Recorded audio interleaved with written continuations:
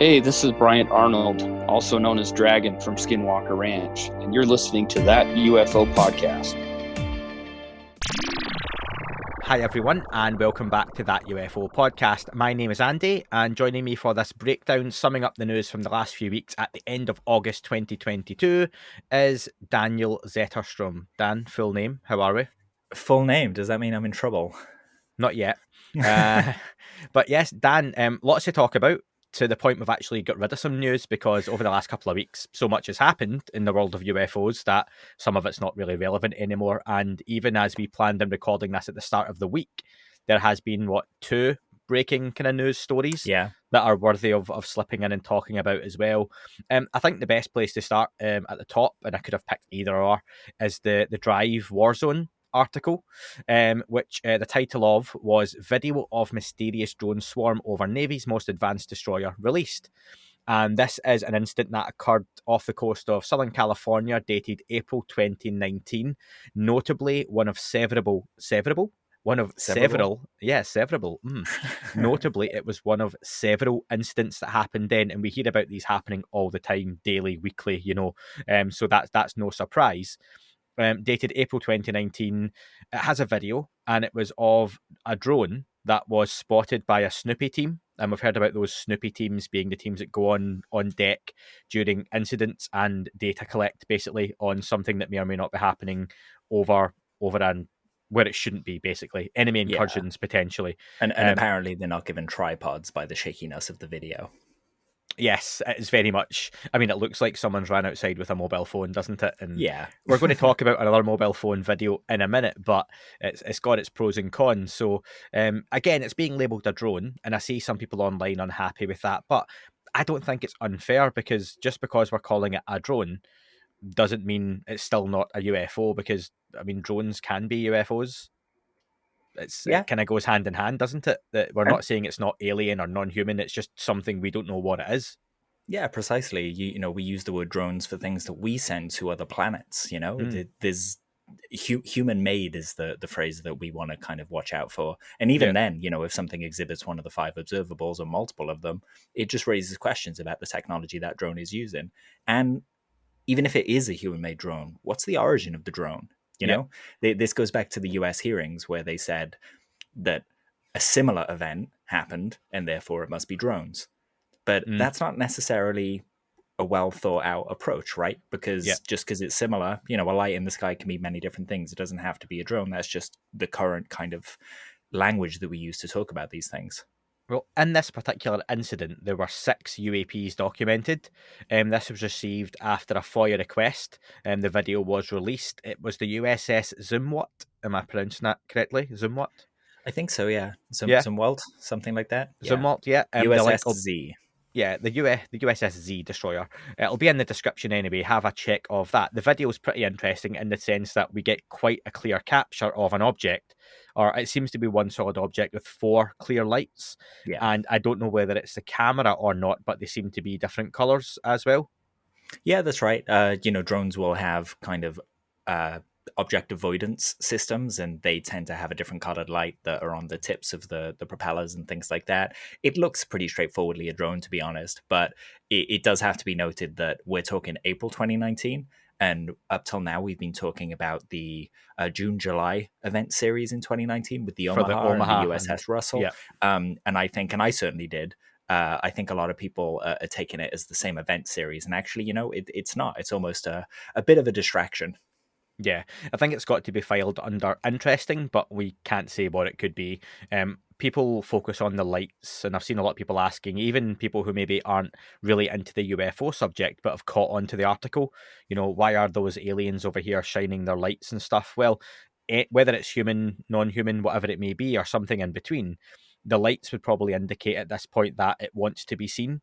But foreign adversarial technology for any country could be doing that just by baiting them into reaction times, into anti-drone measures. Precisely. We don't know. But like you say, I think at this point, the safe money is on some kind of man-made drone. Could be Russian, Chinese technology doing data collection. But yeah, it's nothing we've not discussed on here before. But I personally am quite happy to see videos like this come out, see serious articles on it from the Drive. And all we can hope is that we get more information on the back of it to say these are the reasons why it could be considered as being anomalous as such. But at the moment, I think, like you've already said, Dan, it seems to me that there's nothing to suggest otherwise, that it's not prosaic, albeit interesting in terms of if you've got a deep interest now in this subject, you probably get more involved in looking at the military side of things and the technology they do and don't have. And it's quite a cool thing to think of that other countries are actually, trespassing on other nations' soil or, in international waters and checking each other out with these really kind of high-tech spy gadgets. So Yeah. I find that as a side quite interesting, to be honest. Yeah, absolutely. And we've spoken about it before as well. The data we're interested in is the outlier data. So we kind of have to be able to define drones to be able to say, okay, that's not the data we're interested in. Let's remove that from our UAP pile. And then we get more robust data set. So yeah, like you said, if it is a drone, great, cool, solved. But there are still questions, and it's still a good thing that drone swarms are being looked into and defended against. The question remains why this thing wasn't knocked out of the sky. Well, on more robust data sets, let's move on to Ben Hansen and the story that he dropped, again, just 24 to 48 hours ago as we record this. Ben Hansen is a known researcher on several channels, including Discovery, one of his big ones, and very good-looking guy as well. Fair play. That's a face for TV. Like, is that what you came away with? Very absolutely. handsome dude. When people are very nice and say things like, "Oh, in years you'll be the face of disclosure," and it's like, absolutely not this face. I'll be a talking head in the background, I think, or one of many. But a very interesting video surfaced online. I thought Ben presented it really well too, to put it out there in a 32-minute long YouTube video. Again, link in the description, check it out. Basically, a retired F-18 pilot was flying over the Channel Islands, and if you're in the UK, that's not the Channel Islands that we know. It's the Santa Barbara Channel Islands, and basically it's a conversation between him flying a civilian aircraft at 47,000 feet, and going back and forward with air traffic control, describing 3 lights at first circling above him. And again, it's hard as Ben Hansen, who's very notably, given his background in what he's worked in, he kind of has a good idea of what he's talking about in terms of how to identify objects in different conditions. And as with this pilot, and he mentions the pilot at 47,000 feet estimated the crafts to be 5 to 10,000 feet above him and circling each other. They weren't appearing on radar. Air traffic control couldn't see them. Really interestingly, 2 other commercial aircraft apparently did see these objects, but chose not to report them over radio. And I've got a note here saying, isn't that always the way, that many commercial pilots just don't want the hassle of essentially reporting a UFO, because it's still no doubt stigmatized in that area. Although many we hear do see them.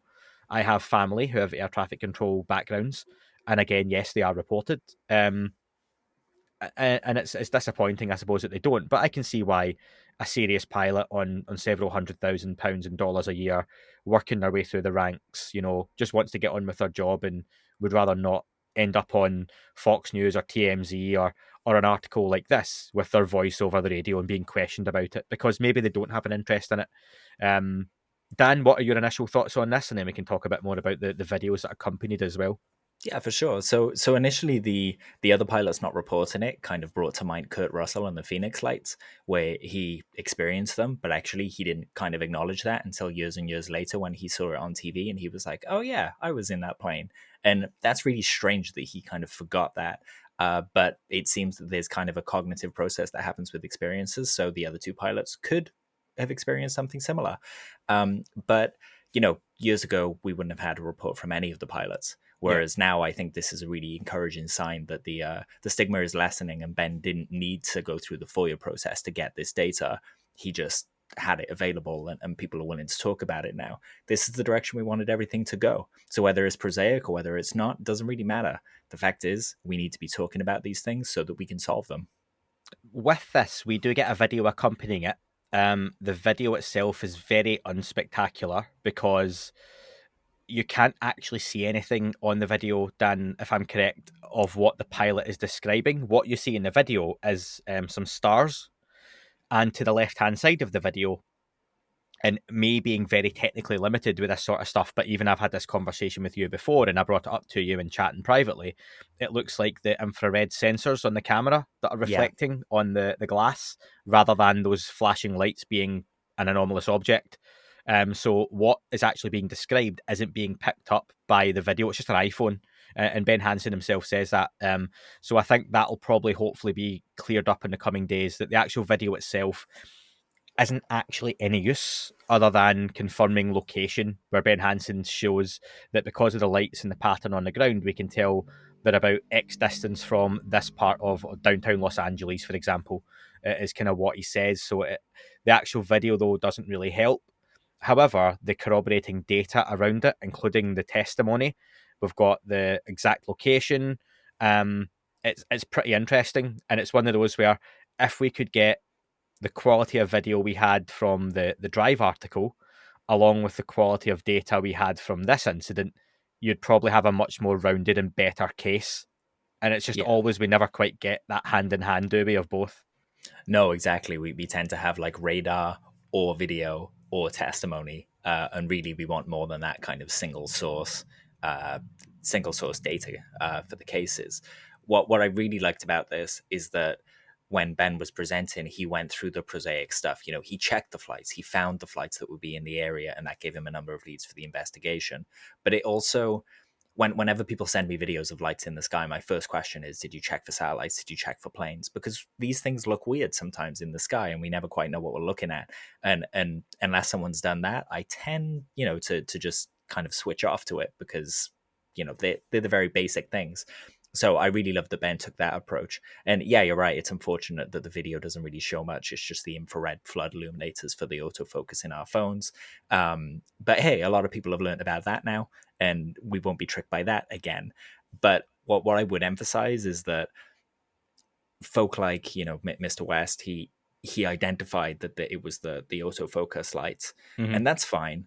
But you can't discount the testimony from multiple data sources and everything that's said about the event. Obviously something happened, it's just not in the video, and who knows, we might get the source video and be able to up the exposure on it and see something actually in the distance. But until we get that raw data, the video that we have isn't much use. But it does tell us that the pilot took it seriously and tried to capture the data to report it, which is better than we used to be, right?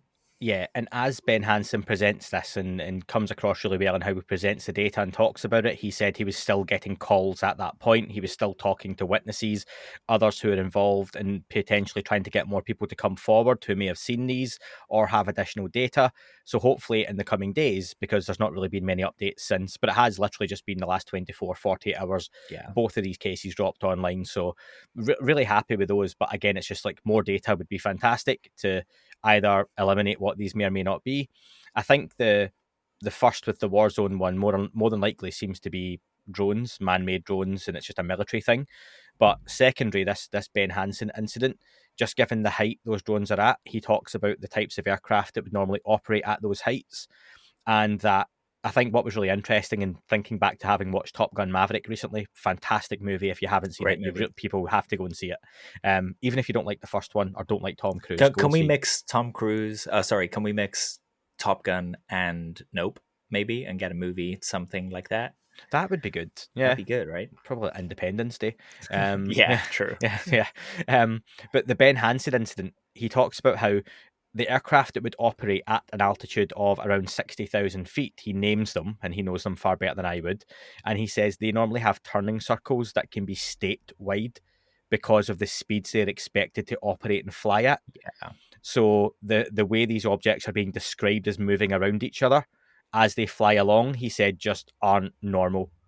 And he does also clear up that no off-the-shelf drones would be doing that. Not to say there aren't military craft. But again, why would they be at that height? Why would they be where they were? It wasn't a military exercise. It was just a retired pilot who was out flying a civilian aircraft that happened to catch these. So yeah, it's an interesting one, and I look forward to seeing kind of more from that from Ben Hansen, hopefully in the coming days as well. Yeah, and there's a good chance that we might hear more when the UAP task force, the Arrow report, comes out on Halloween, because Ben was given the number of someone in DC. He didn't know who he was talking to, but I assume it was, possibly Dr. Sean Kirkpatrick, head of Arrow, or maybe Moultrie or someone like that, so someone with a bit of authority to check radar tapes, check satellites, and really drill down on this. Yeah, 100%. So keep your eyes out on that one, folks. And if anything more comes up, we'll see it being reposted, retweeted, and everything on social media. But do check out the links in the description. Again, recently the debrief was back talking UFOs, and really interesting report from Ukraine, where an independent study has revealed in observations of unidentified aerial phenomena. And this was a research team at the main Astronomical Observatory of Ukraine. Within a study, have collected imagery of several UAP. One of those is pictured within the article as well itself. I think what stands out to most people here, Dan, was the naming of these as cosmics and phantoms. And I've got a little blurb here just to read on those. It was noted that cosmics are luminous objects brighter than the background of the sky. The authors write that noting 3 subcategories of cosmic, each named after various birds, swift, falcon, and eagle, whereas phantoms are dark objects with contrasts from several to about 50%. I want to ask you, firstly, your thoughts on this, and are we looking here at a natural phenomena being observed, something man-made, or something in between / something else? That's the $1 million question, isn't it? All we can start doing is kind of like Project Galileo is doing, is looking at the sky properly, tracking what's there, and seeing if we can find something. This is the first study to say, okay, we started looking for UAP, and actually we have found something to the point that we're able to start categorizing these things now. Hopefully, because there are meteor tracking networks all over the world. In the UK, we have them independently run. There's a really robust one in Australia. NASA run one because it's really super important to see when the meteors are going to fall. If we can pick up UAP with these things, we don't need special equipment. We can just add a little bit of identification software to the networks that are already there. And then we're not just looking at, one set of data from Ukraine. We're looking at worldwide watching the skies and identifying these cosmics and phantoms, and who knows what other things we might find. But they seem to be a consistent, repeatable, transient phenomena. They're definable enough that we can put them into categories. And this is where we start moving from that UAP moniker to other monikers, The more we see them, the more we kind of define what they are and the characteristics of them, they'll start becoming a lot less mysterious to us. And like I said before, we can kind of see then who lives in that information gap and who's actually after a resolution to this mystery. But as we go along, we're going to find a lot of different natural phenomena that we didn't know existed, as well as identifying the more intriguing things. For now, I would refrain from saying whether they're, UFOs in the truest sense or whether they're something just natural happening. It needs more study, but it's certainly intriguing, and we can certainly take this forward. I spent the week after this dropped emailing a lot of different meteor tracking networks across the world, because it would be great to connect them and just say, hey, you just got to plug this little bit into your software, and if anything shows up, it'll be defined and shared with the rest of the scientific community. That's what we need to do to move forward. Do you think it's a little bit like at the moment we're categorizing all UFOs as just like UFOs, the way looking at the sea and calling everything in it a fish? But then as you get to know them and realize there's lots of different types and they've got different functions and different pecking order, that, actually these are this type and these are this type and we've got this, and before you know it, you've got whales and starfish and, tuna and all these other different varieties that you wouldn't just go, it's just a fish. And that's what we're doing just now with UFOs.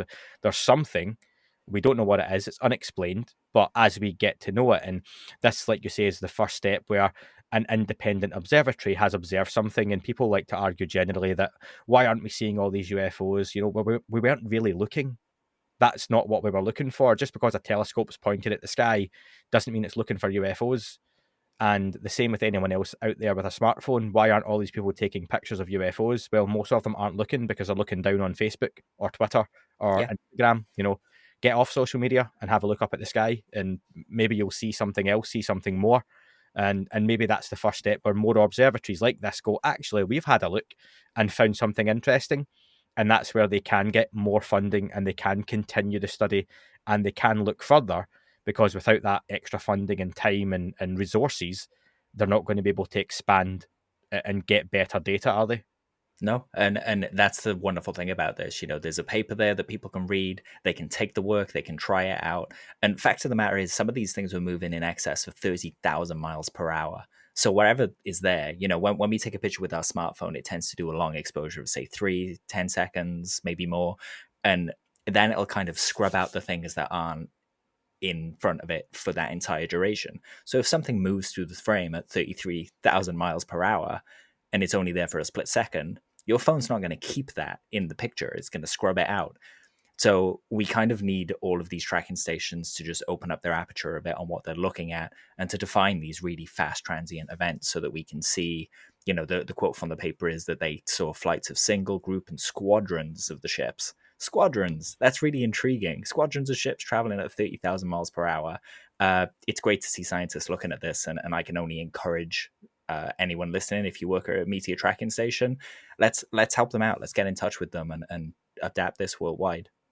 Are there still, and I just had to double check there, so anyone watching on YouTube, apologies, I looked like I was on my phone because I was trying to remember though, back when I interviewed Steve McDaniel from Skyhub. Sure. I kept wanting to call it Starlink, knowing that's not the right thing. But Skyhub obviously was a startup that was those guys investing their own money and time, and they were putting all that online. Is something like Skyhub still available for people to try?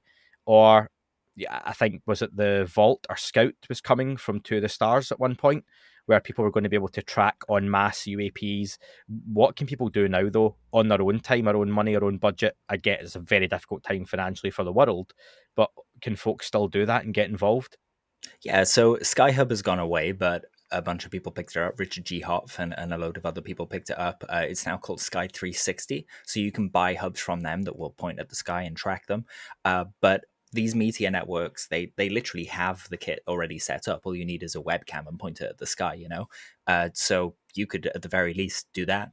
Just get yourself a decent webcam, pour it in your bedroom window, pointing at the sky all the time, and see what you can see. Cool. Yeah, just really interesting one. And like you say, we've got a lot of those resources out there, and it doesn't have to be government, but all these other observatories and facilities, if they just work together a little bit on this one topic, maybe they could make some progress. And that goes for many things in medicine and cancer treatments and all that kind of stuff as well, that a lot of it is just people not working together, which is sad. Some quick talking points to go through, Dan, because there was a lot of stuff. Like I say, we're not going to spend hours talking about these things, but definitely some noteworthy points. For me, James Fox was on the Koncrete podcast. That's Koncrete. Link in the description. It was a 3-hour long conversation. Really good one. A really good overview of James's early work. A lot of it is covered on his various interviews he's done in the past, but given this is his most recent and most relevant, it covers some of Moment of Contact as well. I suggest people check that one out.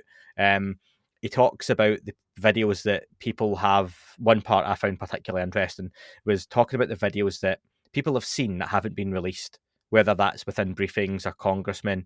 And there was nothing new in this because that's talked about often, but I get the feeling with someone like James Fox, he has a bit of a twinkle in his eye when he has those discussions. And I think James has seen some of that stuff that he shouldn't have seen. And that's why he talks about it so passionately. Yeah, for sure. I would agree. And even at a lower level, you spoke about the Chuck Clark UFO video a little while back, and that sounds fantastic. And he's seen that Can video. you just remind folks what that is? Just because people sure. listening to this might not be aware. So the Chuck Clark video is supposedly a UFO video where a bunch of people are on a road trip. They're inside the car. They see a saucer from inside the car, and they're kind of pointing outside. They try and hide from it. They get really scared. Then at one point, someone gets out of the car, steps back from it, and they're still filming the scene. And you can see this saucer kind of, it's described as almost like it's bobbing on the ocean, just over the car. Very kind of magma surface look to it. And yeah, this video is just out there, and supposedly the guy that has it just won't let it go for a lot of money. Hopefully we'll see it one day, but it sounds spectacular. And if it's a real video, it would be wonderful to have it out so people could analyze it. But James has seen stuff like that. So you got to wonder what he's seen that he doesn't speak about, right? 100%, yeah. So people should definitely check that one out. And James Fox, Moment of Contact is due out, I think, October. And he's looking to do interviews round about then as well. So James will no doubt be back on the podcast round about October to discuss the Moment of Contact. And I look forward to seeing that. Make a note that we should ask him what the best video that he hasn't spoken about yet is. Yeah, definitely. Making a mental note as we speak, Dan. But yeah, that's a good question. Any other questions for James Fox? Feel free to send them in now, because he will be coming on the podcast in October. I'm being coy, but he literally texts me as we were recording this saying October. So yeah, just by pure chance about a couple of minutes ago. But yeah, send in and just put in the email James Fox, and I'll find it when the time comes. Senator Gillibrand was in New York City at some kind of town hall meeting discussing all kinds of issues, and on Twitter at Disclosure With appeared in person to ask Senator Gillibrand, firstly thanking her for her efforts with UAP on behalf of everyone, but also asking some questions. He said to her on stage, she mentioned that they had difficulties getting the resources and files that they were trying to get, which they should have access to still, but they aren't letting the subject go, Dan, was very much the call, wasn't it? Yeah, absolutely. Just props to Ozzie, the guy that spoke to Senator Gillibrand. He was super professional when he approached her, and I'd recommend everyone watch that video, because you see exactly the approach you need when you speak to officials. He didn't run up and open with his experience first or his personal pet theory. He just kind of kept it, on that balance beam, and just engaged in a really, really professional manner. So props to Ozzie for that. It was interesting hearing her talk about, materials came up. That was kind of a vague point. People have been discussing whether she responded that they have materials or not. But yeah, they emphasized that who I assume was Dr. Sean Kirkpatrick, the head of Arrow, was having issues accessing the historical stuff. And it's great that she's talking about that, because there's language in the legislation that passed last year that anyone who's not playing ball gets named and shamed in these reports that are coming out. And there are 4 reports a year and several briefings as well. We only see 1 public report a year, so I'm not sure if they'll be named and shamed in our report. But at the very least, her talking openly about this means that we're going to be able to start pointing fingers soon at the people who aren't playing ball and allowing us to progress with this issue. So I was really encouraged by the way that she spoke about that. Yeah, some more good reporting came from Chris Sharp at Liberation Times. You'll be very familiar with Chris Sharp. If not, check him out online or at Liberation Times site. An article on Lou Elizondo, and Chris Sharp got confirmation from Susan Goff that Lou Elizondo was working with the Space Force. I think some people knew this or assumed this already, that Lou had some kind of involvement. But what it did cause was a bit of debate as to how Lou could be doing this when the Pentagon have pushed back so often on his involvement in other roles. For me, it doesn't really clear anything up or change anything as to whether Lou did or didn't work where he said he did with ATIP. I can see why it's caused debate on both sides of the fence. But Dan, what are your thoughts on this? 1, that Lou Elizondo is working with Space Force, and 2, does it change anything for you in terms of clearing up what his previous roles were? It almost does. For me, it poses a questions to the skeptics, or the super skeptics, the cynical skeptics, we'll say, the debunkers. Like you say, it's been rumored for a while that he works at Space Force. Susan Goff said that he works at Space Force on classified projects. You could almost hear the pain that she took when she said that. But it begs the question, how would Lou have access to these classified programs? How would he be keeping his clearance if he'd been lying about everything that he'd been speaking about? So it certainly makes or shores up his side of the story, but questions remain in terms of, whether ATIP was an official program, so on and so forth. But yeah, bottom line is they probably wouldn't be employing him to work on classified projects if he'd have been lying about his work in the past. Yeah, and that was the big one for me, that it doesn't necessarily show that they're happy now that he did work there. But I think for some of us, I've made no secret, I have no reason to believe that he didn't work there. Senator Harry Reid confirmed he was a sponsor of the programme, and we've gone into this before about the semantics of the wording and the language, and it can be used to play both sides. And for me, it just kind of starts to get a little bit dull. But I get why it can be really, really obvious or painful for people to not have that all cleared up. But yeah, it's an interesting one, and it's very much, it's not like me going along and applying for a role at Space Force and making up what I've done beforehand and getting the job. I very much doubt that's what's happened here. But yeah, it clearly shows us a request, a requirement for his knowledge and his expertise as such. And yeah, I look forward to seeing what kind of comes from that. And I can't see it being a bad thing that Lou's working for Space Force. Yeah, same. It kind of suggests, he's got a family. He's got a family. He needs to work. He needs to pay bills and has a home and everything else. So fair enough. Yeah, 100%. It suggests that Space Force are possibly doing work on UAP as well, and they'd be very well suited to do that. They're, the future kind of holders of the domain that we refer to as space. So yeah, how far that comes to the Earth's surface and things like that is up for debate. But certainly NASA, kind of in a recent kind of town hall conference, said that they're starting to fund projects that are a little bit closer to the surface of the Earth now, which is great because they're going to be looking for UAP too. Under the surface of the Earth. That's for another day, another show. Staying with the UK theme quickly before we move on to back to the US. The Guardian newspaper printed an article on UK Freedom of Information files corruption. Dan, there was a little bit on this, wasn't there? And famously, as you mentioned to me before we started recording, in the UK, one, we tend to be much better at keeping these kind of secrets or involvement in the UFO topic especially, but also we're very famous for having politicians leaving top secret papers on trains and buses, and those being kind of found by members of the public. So it goes hand in hand. But what was the article from The Guardian all about? Yeah, so basically the Cabinet Office Clearinghouse, which circulates kind of details of freedom of information requests by journalists, campaigners, and others around Whitehall. They also advise on how to respond to them. That office, or that clearinghouse, is about to be replaced by a Freedom of Information Center of Excellence, they call it. It said that the clearinghouse should provide guidance and advice for uncommon, complex, and national security-related FOI cases only, which, for me, flags up the UAP issue because we're talking national security. A number of the old office was taken to court a number of times over the past few years. There was a scandal where Open Democracy sued the government for it was to do with the NHS and contaminated blood, and the office basically said that the release needs to be managed, whereas FOI, and it's the same in America, the Freedom of Information Act, they're meant to be independent bodies. They're not meant to be talking and negotiating how to release things. They're meant to just release the data and that's it. So hopefully we're going to get closer to the US model where the data is actually released and it isn't judged beforehand. The US actually as well is kind of having a review, especially of the UAP stuff. They're trying to get a independent body to be the declassification arm as opposed to a body within the government doing that.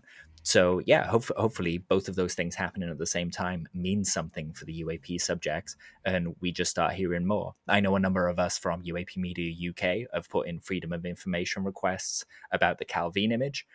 We've had various different responses to those from local MPs, but so far the MOD and the National Archives are just not saying anything. So if we could have a Freedom of Information Center of Excellence, then hopefully we would get a better response and a more timely response on these matters. I'm always wary of things just being repackaged as, it's a centre of excellence now. And it's like for any Alan Partridge fans out there, I know there's a few, it's the Skoda, they've rebadged it UFO, and it's the same vehicle under a different name. So we'll see. But that, if it's an opportunity at least for progress or change, we have to take that, don't we? Especially in the UK when we're so far behind any kind of political transparency, which some people, especially in the States, maybe don't appreciate how much they get in terms of transparency already, just with people like Warner, Rubio, Gillibrand and co talking about the subject, let alone, what we have in the UK, where we hear there are some politicians, but they keep it very much privately to themselves who are interested in the UFO subject. Dan, Jim Semivan was on Calling All Beings podcast. It got rave reviews. People were very impressed. John Ramirez, former CIA, turned up as a guest co-host on there as well. And yeah, I suggest people go and check that one out. I'm not going to sit and run through someone else's show and everything they've done on it, but well done to DJ and Co on what was apparently a very, very well done interview. Jim Semivan is on this podcast. I forgot this podcast in about 3 or 4 weeks. So we'll call out for questions on that. A few have been sent over already, but feel free to send them over now. And he seems to be opening up a little bit more to doing some interviews, which is great. And it would be nice if his colleague Tom DeLong would do similar for the UFO subject that he has been so keen in getting involved in now for so many years. It would be good to hear him on a a UFO platform discussing the UFO issue at length again, as he's not really done that for quite a while properly, just on UFOs. Yeah. But yeah, fingers crossed that Tom is going to get a bit more conversational when Monsters of California comes out, because we the UFO community is very much an active audience for that. So I mean, it's a big he should be audience tapping for us that. up. Yeah, it's a big part of the audience for that. So, and let's be fair, we're going to go and see it anyway. We're not holding Tom DeLonge hostage here, are we, Dan? You know, we're going to see it. Exactly. I imagine it's going to be video on demand. I just got a sneaky feeling, especially here in the UK, it'll get maybe a limited release in some theatres, but most likely video on demand the way it's sounding at the minute. But hopefully, I'd love to see it in a cinema, a la Nope. Something to touch on from that interview, and it's if you've watched any interviews with James Ian Doley on his channel when Semivan was on there, and the same with Peter Lavender as well, they speak a lot about Jinn, and I just wanted to touch on that idea because it keeps coming up, and it's something that I'm intrigued by. But spell it. So you can spell it in a number of different ways. I tend to go for the DJINN, also JINN, genie, basically. That's what but not GIN, which is what some people might think. Not the alcoholic drink. Yeah. No. But basically, these entities are said to be were created when God made angels and man. He also made Jinn. She, they also made Jinn, and referred to as made from a smokeless fire. It's very similar to saying humans, but just humans without a body. Think of it that way. You can have, and also, Jinn. can I just go back one? Yeah, you say like God created just a creator, because if you take that label of God off altogether, it could have been something else altogether. Yeah, for sure. When I say God, I generally mean the creative process of the universe, whatever that is, evolution, whatever made the stars, that. So yeah, we're talking the essence of a person, but without being in a body. Jinn is the plural word. Genie or genie is the singular. That's where we get our word from, genie. But mostly come from Islamic and Arabic folklore. Angels were made from light. Humans were made from clay. Jinn were made from the smokeless fire. Once they were thought to be gods that were dethroned, which I thought was interesting because it kind of touches on, Tom DeLonge talks about the old gods often. So this kind of plugs in there. We're talking invisible spirits. They can take on different forms like animals, humans. They can possess, but they're not demons as we talk about in the Bible. They're neither good nor bad. So when we talk about malevolent and benevolent beings, they have a range like human beings have. You can get some people that are very murderous, some people who are very kind and helpful. Similar thing here. Pre-Islamic poets were said to be influenced by jinn to write their works, which again, super interesting. That's creativity, intuition, and being told by a phenomena what to write. That's basically a download, right? That's what we talk about it as in UFO circles. There was a character called Iblis, who was kind of seen as the Islamic version of Satan. He was the creator of us. And there are some different forms as well. You get a Jan, which is a general term for them, a Jinn, which describes kind of specific tribes or families. Then you get a Shaitan, which is a very evil kind of version of a Jinn, more like demons that we think of. Then we have something called the Ifrit, which is a lot more powerful and morally ambivalent. This creature spends time in ruins and can shapeshift, so kind of very skinwalkery. And we also have a Marid. Marid is the most powerful and mostly evil. That's the one we're familiar with generally in Western kind of folklore. The original version of Aladdin had two jinn. One was an Ifrit and one was a Marid. The Marid was in the lamp, and it's kind of the version of the genie that always takes the wish and twists it. Someone wishes for world peace, they make everyone on Earth disappear instead of making them peaceful. That kind of twisting. So yeah, they're said to originate at Mount Kaf, which is a mountain that stands at the edge of the world. There's a specific famous jinn as well. There are a number of them, but this one stood out for me. The Aisha Kandicha. This is meant to be a beautiful woman with black hair, and she has the feet of a camel. Now, I've never heard about the Marian apparitions having camel feet, but it sounds very similar in terms of the law. So it could just be another name. Chris Bledsoe talks about meeting the lady all the time. We could be talking about Aisha. There's no reason why we couldn't be. They tend to be exorcised or gotten rid of through music, which is just resonance, right? We're talking about that again. There are so many threads here that just come straight back to us. If people want to kind of read more about jinn, most of our ideas about them come from Arabian Nights or 1001 Nights, so kind of have a read of that. But there was another interesting aspect that jinns actually have religions. So you can get Catholic jinn and Islamic jinn, and they can switch religions. So very, very similar to us. Islamic scholars tend to take them as metaphors, others take them as actual creatures, but they generally use to describe, the word jinn is used to describe any phenomena that's not detectable by our senses. And more esoteric interpretations include seeing them as a kind of human being, as I've described them kind of in this little rundown. They're just us without bodies. Think of them that way. And the phenomenon could be that.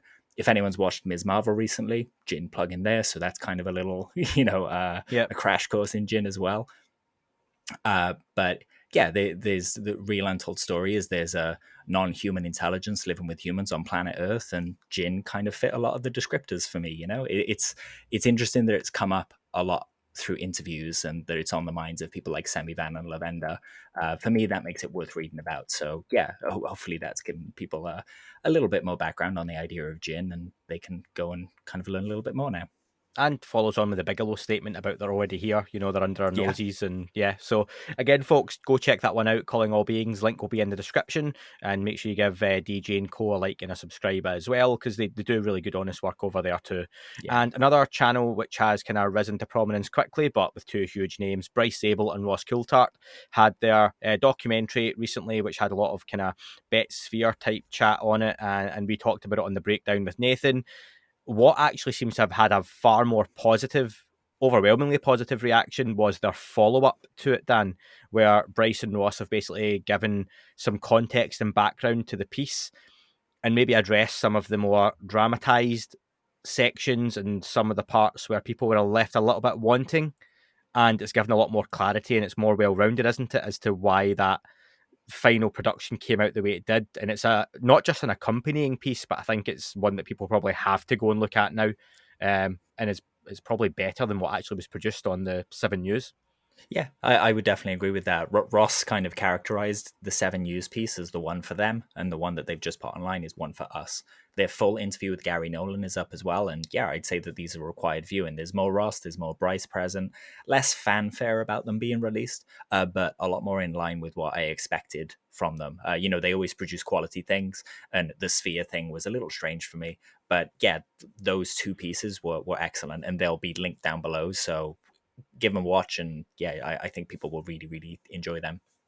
Excellent. And just to finish off with an update, Dan, on NASA scrubbing its latest launch, the Artemis shuttle was due to go, wasn't it? Yeah, that's right. So that was due to launch on the 29th of August, but it was scrubbed. It's going to be September 2nd now, I think. And then I guess I got it noted that it returns on the 10th of October, but that'll be delayed by a few days as well because it's gonna be taken off late. But basically, this is humanity returning to the moon. This isn't a manned mission, but there are some dummies inside the craft that have radiation sensors on them, one protected, one not, so they can kind of compare. And that always surprises me, actually, that the dummies are named Helga and Zohar. But the idea that there's so little known about humans in space that we do things like track radiation on dummies, it's not a comfortable environment for us to be in at all. It's almost like it's just trying to kill people when they go in there, so we need our diving suits to go upwards. But yeah, the Artemis 1 launch, it was scrubbed, unfortunately, and it'll be going ahead. It's the most powerful rocket NASA have ever launched. It's going to be going 500,000 miles to the moon and back. It'll be testing every single system that will be present on the actual crewed mission. And the idea is that it will fly to the moon, do an orbit around the moon. In terms of a spacecraft made for manned presence, it will be going the furthest into space anything ever has. And once that's in place, we will use it as kind of a docking station to the moon. We'll drop down to the surface from that will stay in orbit. So if all goes well, this is our first step into the cosmos and will eventually be our first step to go into Mars as well. The other thing that they have on it is 10 small, they're called or they used to be called CubeSats. Now they're calling them small sats because they're not cubed anymore. They're shoebox size. And these are little kind of platforms that have their own propulsion, and they're going to nip off into space to do their own work. And it tickles me a little bit to think of, if you were on the surface of the moon, looking at planet Earth, you'd see, the bright spark as the spacecraft takes off from Earth. You'd follow it, and eventually it'd come. And then as it got near to the moon, it'd spit out these 10 little CubeSats that will kind of nip off and go do their own thing. And it just makes me think of some UAP sightings where we'll see these orbs kind of split off from them and go do things. So yeah, there's it kind of, for me, kind of suggests that maybe we're seeing probes of some kind, but they're going to be using one of these to look at midwave infrared pictures of the moon's surface. So just like the James Webb Telescope, using infrared to look into the universe shows us a whole bunch of things that we weren't aware of or couldn't see before. So there's every chance that we'll see some features of the moon that will lead us to some very intriguing discoveries. One of the phenomenon that hopefully gets explained is called a transient kind of light, I want to say, phenomena, where there are just flashes of light on the moon sometimes, and no one really knows why. They're not alien cities up there or anything like that. They just kind of happen. So hopefully we get a little bit more information about them, because they might be relevant to the subject we're interested in. But yeah, it's the start of a new era of space flight for us. All the great explorers find new worlds, but they have to come home to tell us about them as well. So we're checking the systems, and yeah, hopefully that launch goes okay. In other astronomy news as well, we had James Webb announcement where astronomers have identified the first planet to have carbon dioxide on it. Mm-hmm. This is a gas giant, so it's not like there are going to be people living on the surface and stuff like that, but it is notable for being the first planet we found carbon dioxide on outside of our solar system. It detected the gas on the planet's called WASP 39b, and that's a gas giant that's orbiting a star about 700 light years away, which is quite a long way away. And eagle-eyed people, or eagle-eared people, might have noticed that WASP moniker has been used before for another planet. Reason that comes up is just because it stands for Wide Angle Search for Planets, and they're just numbered as they find them, basically. So a lot of planets are going to be called WASP something something. So yeah, don't look too much into that. Doesn't necessarily mean that there are signs of life on the planet, just means that there's a process that produces carbon dioxide, and that's pretty awesome. Well, Dan, awesome little roundup. Thank you for joining me for this one. I think it's a nice way to end as well on the fact that we're beginning to explore again space, and the James Webb is opening up all these new discoveries. We're having to take maybe a step back to go 2 steps forward. Going back to the moon is odd, given we stepped foot on it, 50, 60 years ago now, and we're back to testing how we can get there safely. Elon Musk and his rockets are trying to work out how we can get there more sustainably. Jeff Bezos is having fun sending his mates to the space and back. So, you never know what's going to happen in the next coming years. And does it go hand in hand, this new stage of discovery and exploration, with the UFO and UAP topic? So I've always had that thought. And just to finish on that, when you start sending celebrities into space, it's much harder to keep them quiet. And if Kanye West is up there filming UFOs out the mirror with his latest iPhone 14 with astronomy mode, then maybe that's how we end up with that ultimate disclosure. Maybe it's Kanye West. The school holidays have arrived in my household, and Let's Make Art, a new podcast sponsor, has been a real smash hit. Their custom art boxes have gone down a treat with not only the little, but the big kids in my house as well. Whether it's a miserable day and you're stuck indoors, or you want to just have a chill day at home but enjoy the sun outside, there really is a custom art box for you. Anyone can have art supplies delivered right to their door in the form of monthly subscriptions, project kits and supplies for a variety of different activities. Whether, like me, you're a total beginner, an absolute amateur, or you've mastered the arts, the supplies and tutorials in each art box, they are designed to encourage, support and enhance your experience with art. Go to letsmakeart.com and start your next art project today, and be sure to use promo code UFOART in the checkout and you will save 20% off your order. That's a huge 20% off. I've posted my special link in the show notes, so you can go to zen.ai/UFOArt for 20% off. And thank you to Let's Make Art for sponsoring this episode. That is all for this week's show. Thank you very much for listening. Please remember to leave the podcast a review on your chosen platform. You can like, retweet and subscribe. That would all be very much appreciated. The shows are being uploaded onto YouTube as we speak more and more. You can sign up at patreon.com/thatUFO podcast to access the shows ad-free as well. Please get in touch on Twitter, Facebook, Instagram, That UFO Podcast. Of course, on Twitter, it's at UFO UAPAM. And again, folks, as always, keep looking up. You never know what you might see.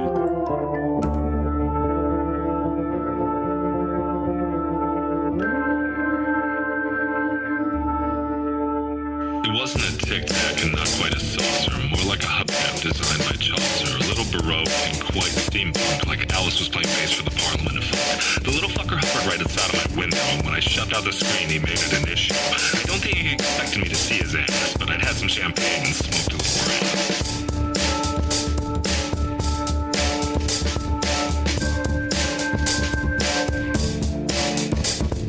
Meditative gamma state full on meta. Can't imagine how it could have been any better. I got to the top of the stairs and there he was. Like, you awake? I was about to abduct you, cuz.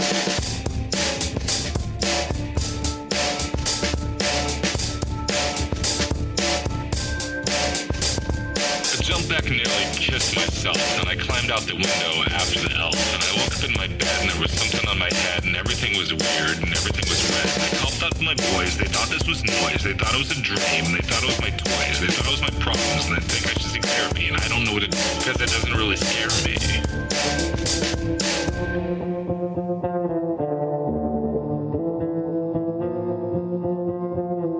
If you really want to know who I think I be, I think it's you and me and us and we and him and her and that and she and that thing over there and what's that, Jake?